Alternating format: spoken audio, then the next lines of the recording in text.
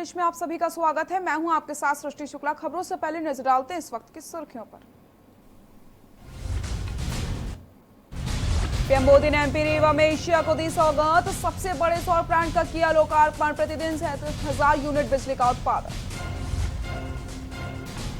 उज्जैन से लाया गया अपराधी विकास दुबे कानपुर में ढेर। कानपुर के भौती में मुठभेड़ में मारा गया विकास। देर शाम हुआ अंतिम संस्कार। कानपुर के गैंगस्टर की मौत के बाद एमपी में सियासत। नरोत्तम मिश्रा ने विपक्ष पर साधा निशाना तो दिग्विजय सिंह ने भी किया पलटवार।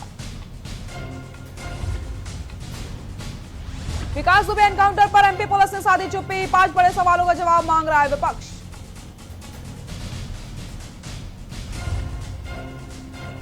शिवराज मंत्रिमंडल के 3 महीने बाद हुआ विस्तार। 8 दिन बाद भी नहीं बढ़ पाए विभाग।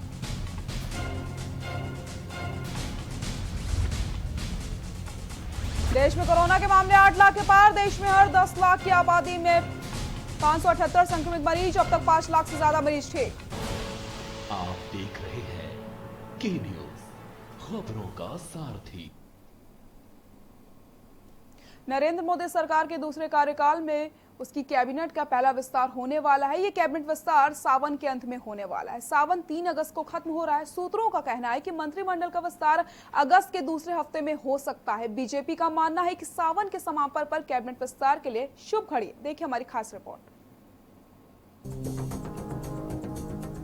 नरेंद्र मोदी सरकार के दूसरे कार्यकाल में उनकी कैबिनेट का पहला विस्तार होने वाला है। ये कैबिनेट विस्तार सावन के अंत में होने वाला है। सावन 3 अगस्त को खत्म हो रहा है। सूत्रों का कहना है कि मंत्रिमंडल का विस्तार अगस्त के दूसरे हफ्ते में हो सकता है। बीजेपी का मानना है कि सावन के समापन पर कैबिनेट विस्तार के लिए शुभ घड़ी है। आपको बता दें, प्रधानमंत्री नरेंद्र मोदी ने 57 मंत्रियों के साथ 30 मई 2019 को दोबारा पद और गोपनीयता की शपथ ली थी।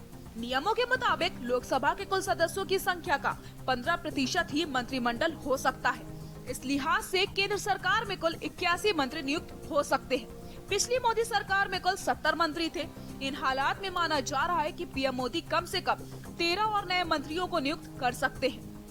पार्टी के सूत्रों का कहना है कि जून में इस मुद्दे पर पीएम मोदी से संघ के दूसरे बड़े नेता कृष्ण गोपाल, बीजेपी के राष्ट्रीय अध्यक्ष जेपी नड्डा और पार्टी संगठन के महासचिव बीएल संतोष मिले थे। कृष्ण गोपाल ही संघ और बीजेपी के बीच तालमेल देखते हैं। इससे तय होगा कि कौन लोग संगठन से सरकार का हिस्सा बनेंगे और कौन लोग सरकार से संगठन में वापसी करेंगे। इसका पूरा ब्लूप्रिंट तैयार है। सूत्रों का कहना है कि पार्टी के राष्ट्रीय महासचिव भूपेंद्र यादव, अनिल जैन, अनिल बुलानी को मंत्री बनाया जा सकता है, जबकि राजस्थान के एक मंत्री को हटाया जा सकता है। 8 कैबिनेट मंत्रियों के पास 2 से 3 मंत्रालय हैं। इन हालात में इन मंत्रियों का कार्यभार कुछ कम किया जा सकता है। मध्य प्रदेश से राज्यसभा में सीट हासिल करने वाले ज्योतिरादित्य सिंधिया को भी मोदी कैबिनेट में जगह मिल सकती है। बताया जा रहा है कि विदेश मंत्री एस जयशंकर की तर्ज पर ही कुछ विशेषज्ञों को भी कैबिनेट में शामिल किया जा सकता है। नवंबर में बिहार विधानसभा चुनावों को देखते हुए सरकार में जदयू को भी कोई मंत्रालय सौंपा जा सकता है। डेस्क रिपोर्ट, के न्यूज इंडिया।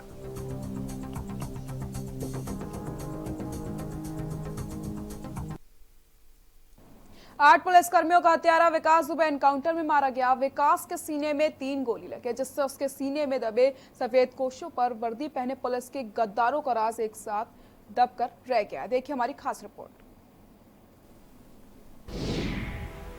खत्म हुआ विकास का विकास। लोगों को रह गई राज जानने की आस। किसका था विकास दुबे के सिर पर हाथ? मिट्टी में मिल गया विकास के साथ राज। कानपुर शूट आउट का मुख्य आरोपी विकास दुबे एनकाउंटर में मारा गया। विकास के एनकाउंटर के बाद सवाल उठ रहा है कि उसके साथ ही कई राज भी दफन हो गए हैं। विकास दुबे 7 दिनों तक सिर्फ एक बैग के साथ यूपी की 50 टीमों और 6 राज्यों की पुलिस को चकमा देता रहा। दावा किया जा रहा था कि विकास दुबे को सफेद पोशों का संरक्षण प्राप्त था, इसलिए वह इतने दिनों तक बचता रहा। विकास दुबे से पूछताछ के बाद कई राज खुलने का अनुमान लगाया जा रहा था। विकास दुबे की गिरफ्तारी के बाद पूछताछ के दौरान कई राज खुलने का दावा किया गया था। कहा जा रहा था कि कई सफेद पोश विकास के बयान के बाद बेनकाब होंगे, लेकिन ऐसा नहीं हुआ। सूत्रों की माने तो विकास दुबे को राजनीति के अपराधीकरण के कई राज पता थे। वह इसी सरपरस्ती में इतनी बड़ी घटना करके बचता घूम रहा था। उसकी गिरफ्तारी के बाद कई नेताओं और सफेद पोशों में चिंता थी कि विकास कई राज न उगल दे। विकास के आकाओं और सहयोगियों को रात भर नींद नहीं आई होगी कि विकास पुलिस के सामने और कोर्ट में क्या क्या राज खोलेगा, किस किस का नाम लेगा। खैर, विकास को तो मरना ही था, क्योंकि 8 पुलिस कर्मियों की हत्या करके अपने डेथ वारंट पर खुद ही साइन कर दिया था। लेकिन बात फिर वहीं आकर रुक जाएगी। विकास के साथ कौन कौन था, किसकी सरपरस्ती पर विकास बिना खौफ के बड़े बड़े कांड करता रहा। विकास के एनकाउंटर के बाद कोई दूसरा विकास पैदा होगा, वो भी अपराध की दुनिया में अपना आशियाना बनाएगा। उसका भी एनकाउंटर होगा, वो भी मारा जाएगा। लेकिन मारेगा कौन नहीं, जो विकास जैसे लोगों को संरक्षण देता है, उसके हौसलों को 4 गुना कर देता है। मरेंगे वो नहीं जो वर्दी के साथ गद्दारी करते हैं। आखिर कब तक ऐसे लोगों को सफेद पोशों का संरक्षण मिलता रहेगा? क्या यह सिस्टम ऐसे लोगों को मार पाएगा या फिर कोई नया विकास आएगा? डेस्क रिपोर्ट, के न्यूज इंडिया।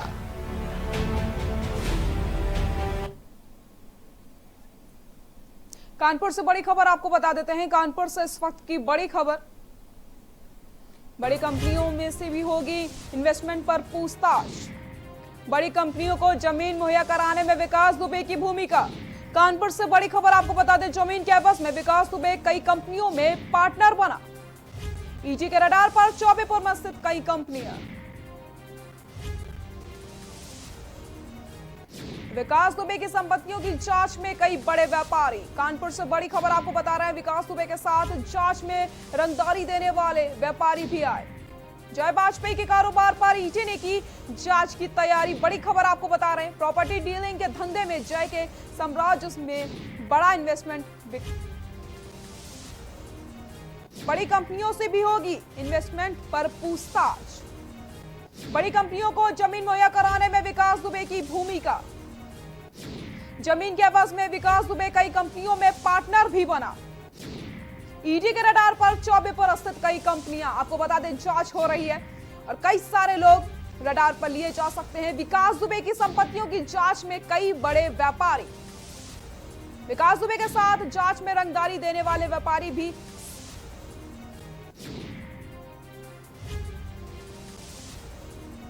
प्रॉपर्टी डीलिंग के धंधे में जय के साम्राज्य में बड़ा इन्वेस्टर विकास। बड़ी कंपनियों से भी होगी इन्वेस्टमेंट पर पूछताछ।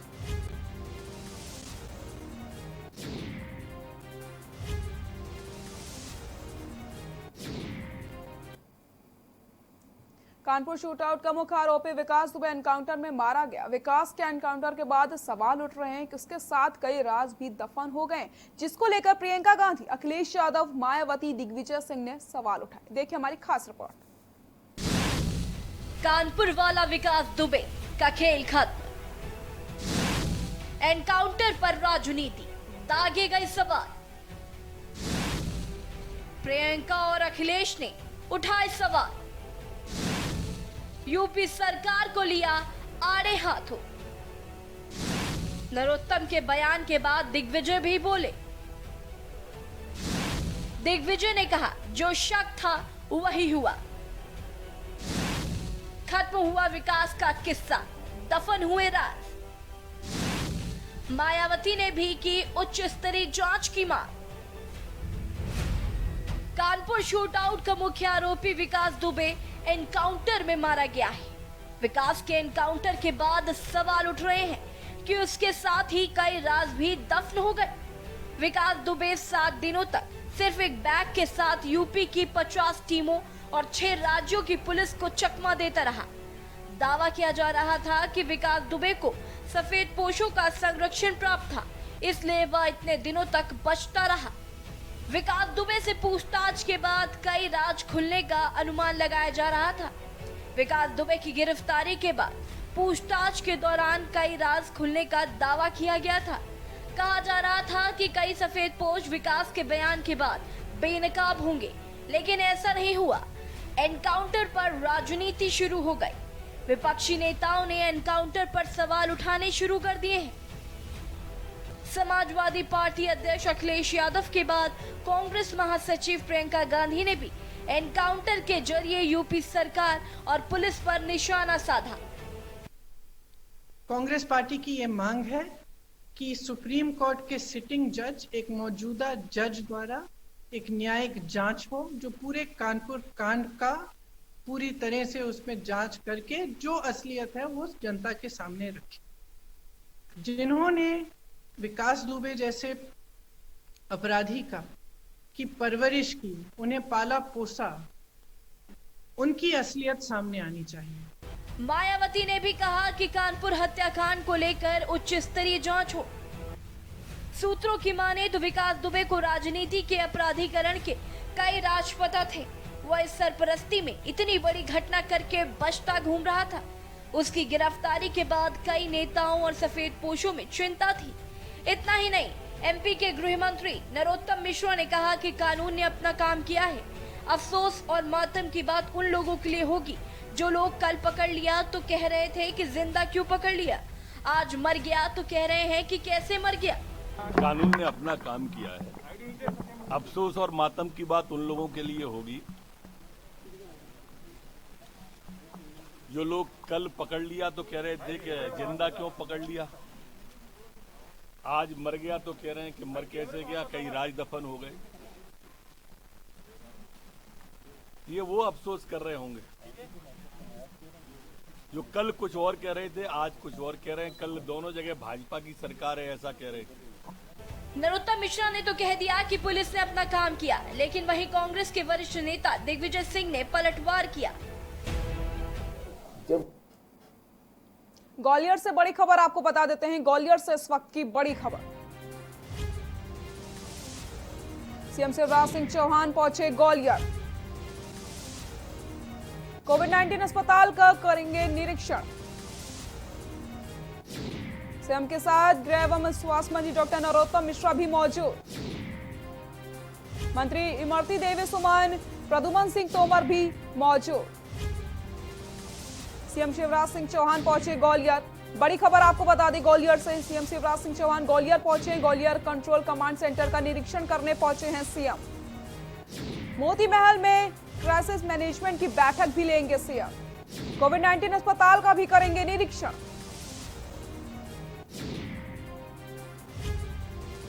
सीएम शिवराज सिंह चौहान पहुंचे हैं ग्वालियर। कोविड-19 अस्पताल का भी करेंगे निरीक्षण। सीएम के साथ गृह एवं स्वास्थ्य मंत्री डॉक्टर नरोत्तम मिश्रा भी मौजूद। तो वहीं मंत्री इमरती देवी सुमन, प्रद्युमन सिंह तोमर भी मौजूद। सीएम शिवराज सिंह चौहान पहुंचे ग्वालियर। बड़ी खबर आपको बता दें, ग्वालियर कंट्रोल कमांड सेंटर का निरीक्षण करेंगे सीएम। मोती महल में क्राइसिस मैनेजमेंट की बैठक भी लेंगे सीएम।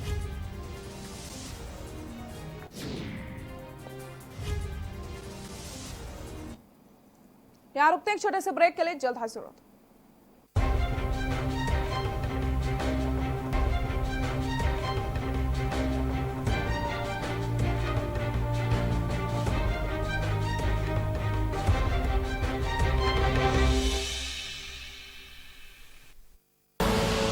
आप देख रहे हैं के न्यूज, खबरों का सारथी। नमस्कार। कोरोना के खिलाफ इस लड़ाई में सबसे ज्यादा जरूरी है लोगों की जान बचाना, और इसमें मुझे आपकी मदद की जरूरत है। लोगों को प्लाज्मा मिलने में तकलीफ ना हो, इसके लिए दिल्ली सरकार ने भारत का पहला कोरोना प्लाज्मा बैंक बनाया है। अगर आपको ठीक हुए 14 दिन हो चुके हैं तो आप भी प्लाज्मा डोनेट करके किसी भी कोरोना संक्रमित व्यक्ति की जान बचा सकते हैं। और हाँ, घबराइए नहीं, प्लाज्मा देने में आपको कोई कमजोरी नहीं आएगी। किसी की जान बचाने का मौका बहुत कम लोगों को मिलता है। आज आपके पास ये मौका है। मेरी आपसे प्रार्थना है, आगे आएं और प्लाज्मा डोनेट करें। Mount Litra Z School, Unnao, #1 in academics, #1 in sports, best teachers, best result, smart classroom, best transport facility, world class infrastructure के साथ Mount Litra Z School, Unnao। आप देख रहे हैं के न्यूज, खबरों का सारथी।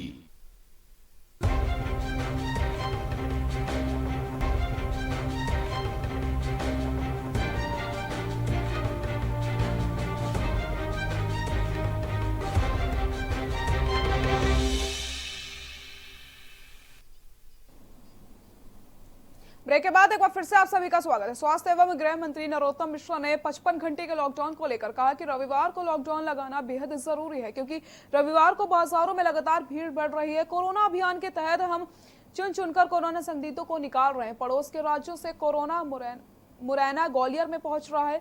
सीएम खुद ग्वालियर दौरे पर जाएंगे। वहीं ग्वालियर दौरे को उपचुनाव से बताया दूर, कहा कोरोना हमारी पहली प्राथमिकता रहेगी। यहाँ पर जो व्यापार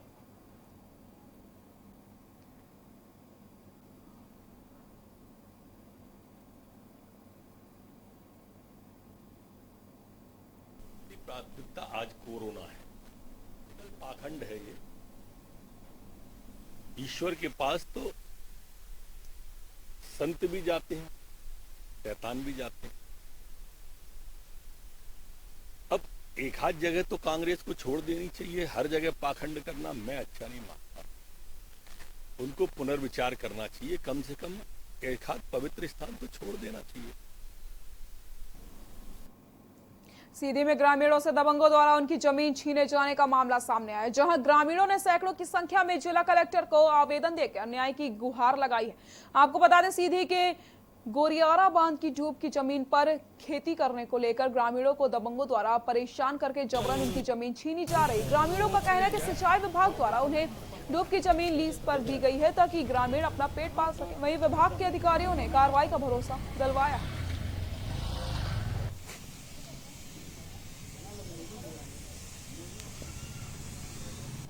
जो जोतने वाली जो बात कर रहे हैं आप, हम लोगों ने सबको मना करके आए। हाँ ठीक है, मैं सभी हूँ। और हमारे यहाँ के जो सिंचाई इंस्पेक्टर हैं पांडे जी, वो गए थे हम लोग, और हमने सबको मना करके आए हैं। और सब लोग थे वहाँ, इन लोग भी थे, सब लोग।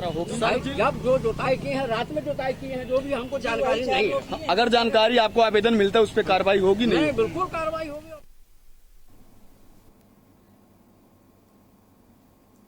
परासिया विधानसभा के ग्राम क्षेत्रों में अवैध रूप से ट्रैक्टर से किए जा रहे मिट्टी के खनन को तहसीलदार अंजना मरावी ने कलेक्टर से आदेश अनुसार दबोच लिया, जिसकी रॉयल्टी पूछने पर पता चला कि वह बिना रॉयल्टी के अवैध रूप से परिवहन कर रहा था। तो वहीं पुलिस को सूचना देने के बाद पुलिस ने ट्रैक्टर कब्जे में ले लिया। धारा 379 के तहत मामला दर्ज करवा लिया।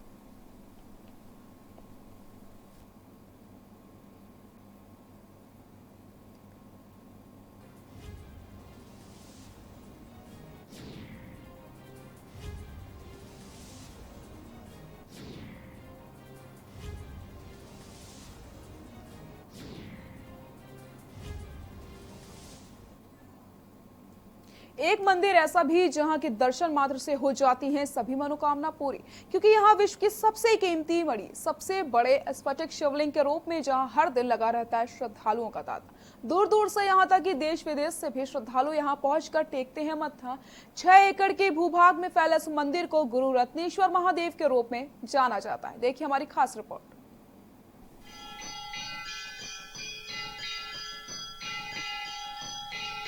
एक मंदिर ऐसा भी है जहां के दर्शन मात्र से हो जाती है सभी मनोकामना पूरी, क्योंकि यहाँ विश्व की सबसे कीमती मणि के सबसे बड़े स्फटिक शिवलिंग के रूप में जहां हर दिन लगा रहता है श्रद्धालुओं का तांता। दूर दूर से यहाँ तक कि देश विदेश से भी श्रद्धालु यहाँ पहुंचकर टेकते हैं मत्था। 6 एकड़ के भूभाग में फैले इस मंदिर को गुरु रत्नेश्वर महादेव मंदिर के रूप में जाना जाता है। कहते हैं इस मंदिर में विराजे स्फटिक मणि के शिवलिंग का प्रभाव संपूर्ण विश्व में होता है। हर साल सावन के पवित्र महीने में पूर्ण सलीला मां बेन गंगा के उद्गम स्थल मुंडारा से शिव भक्त कांवड़ में जल लाकर इस मंदिर में चढ़ाते हैं और अपनी मनोकामनाओं की पूर्ति होने पर भगवान शंकर का अभिषेक एवं पूजन किया जाता है। राष्ट्रीय राजमार्ग 7 जबलपुर नागपुर के मध्य में स्थित शिवनी उत्तर की ओर पूर्ण सलीला मां बेन गंगा नदी के तट पर बसे इस छोटे से ग्राम दिघोरी में विश्व की सबसे विशालतम स्फटिक शिवलिंग स्थापित है। इस विशाल मंदिर में विराजमान इस स्फटिक मणि के शिवलिंग को गुरु रत्नेश्वर महादेव के नाम से जाना जाता है। कहा जाता है कि दिव्य पीठाधीश्वर जगत गुरु महाराज स्वामी स्वरूपानंद जी महाराज की जन्मस्थली है। इस जगह स्वामी जी का जन्म स्थान है, वहीं गर्भगृह की स्थापना की गई है।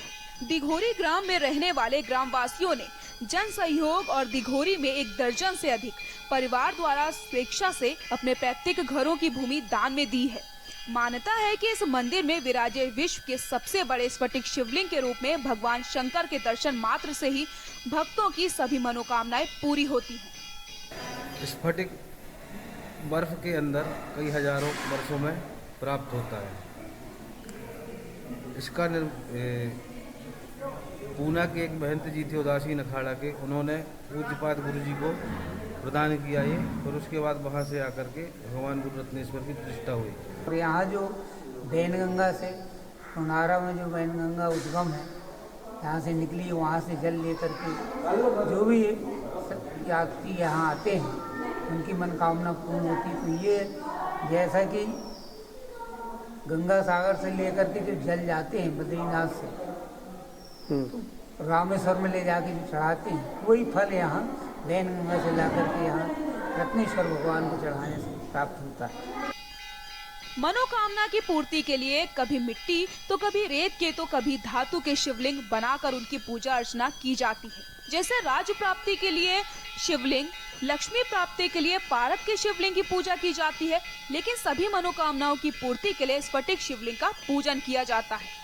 स्फटिक अपनी स्वच्छता, पारदर्शिता, ओज और शीलता के लिए जाना जाता है, इसलिए मणि माना जाता है। और यहाँ शाम के महीने में शिवरात्रि के समय से कांवड़ यात्री आते हैं, बैन गंगा से जल लेके, मुंडारा से जल लेके यहाँ आते हैं, चढ़ाते हैं, सबकी मनोकामना पूर्ण होती है। और ये स्फटिक का शिवलिंग है जो विश्व में अद्वितीय शिवलिंग है, ऐसा विश्व में कहीं नहीं है। इससे इसके दर्शन मात्र से ही सब कामना पूर्ण होती है। हर साल सावन महीने में हर साल कांवड़ यात्रा प्रारंभ होती है, जिसमें कांवड़िये मुंडारा से पूर्ण सलीला मां बेन गंगा का जल लाकर गुरु रत्नेश्वर महादेव को अर्पित कर अपनी मनोकामना पूरी होने पर शिवजी का वंदन करते हैं। श्रद्धालुओं के लिए ये मंदिर वर्ष भर खुला रहता है। ये दिघोरी का हनुमान शंकर जी का मंदिर है और विश्व की सबसे बड़ी स्फटिक प्रतिमा है। सारी मनोकामनाएं पूरी होती है और शंकराचार्य जी की जन्मस्थली है यहाँ पर, और उन्होंने ही यहाँ पर अपनी शंकर जी का मंदिर बनवाया है। बहुत ही सिद्ध मंदिर है। गुरु रत्नेश्वर महादेव के मंदिर आने वाले श्रद्धालुओं के लिए जबलपुर और नागपुर रोड में दिघोरी गांव है। यहाँ सड़क मार्ग एवं वायु मार्ग के द्वारा आसानी से पहुंचा जा सकता है और अभी वर्तमान में नजदीकी रेलवे स्टेशन छिंदवाड़ा है। उसके बाद छिंदवाड़ा से बस द्वारा दिघोरी पहुंचा जा सकता है। बहरहाल मंदिर की मान्यता दूर दूर तक है। लोग मनोकामनाएं पूर्ण के लिए यहाँ आते हैं। सिहोनी से के न्यूज इंडिया के लिए राजकिशोर पाठक की रिपोर्ट।